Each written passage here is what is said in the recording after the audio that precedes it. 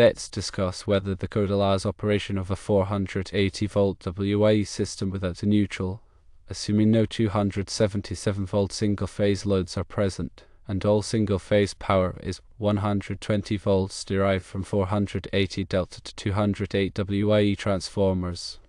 Also, we want to avoid installing a neutral due to the extra copper involved in a 500-foot Winter subpanel, intending to ground the center of the WYE for clearing ground faults. The answer is yes, you can operate a 480V WYE system without a neutral if specific conditions are met. These conditions are primarily dictated by the National Electric Code.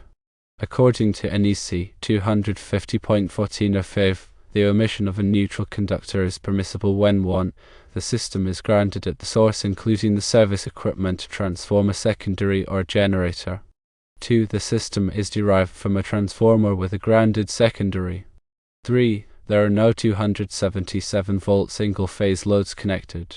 And 4. All single-phase loads are 120V.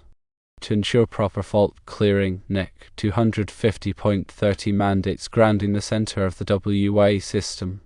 This grounding can be achieved through methods such as utilizing a zig-zag transformer or a corner-grounded delta transformer.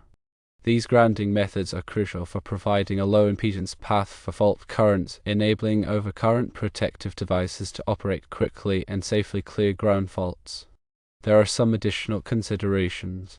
Using a 480V WYE system without a neutral may restrict future system expansion if you later decide to include 277V single-phase loads. Also, the voltage drop in the 500-foot run to the subpole should be carefully calculated. This calculation is vital to confirm that the voltage at the subpole remains within acceptable limits, ensuring proper operation of the connected equipment. The length of the run coupled with the conductor size and the expected load will influence the voltage at the subpanel.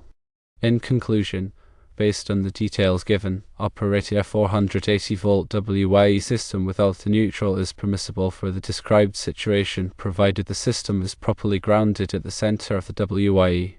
Remember that careful consideration of voltage drop and the potential need for future 277V loads is important for planning and design.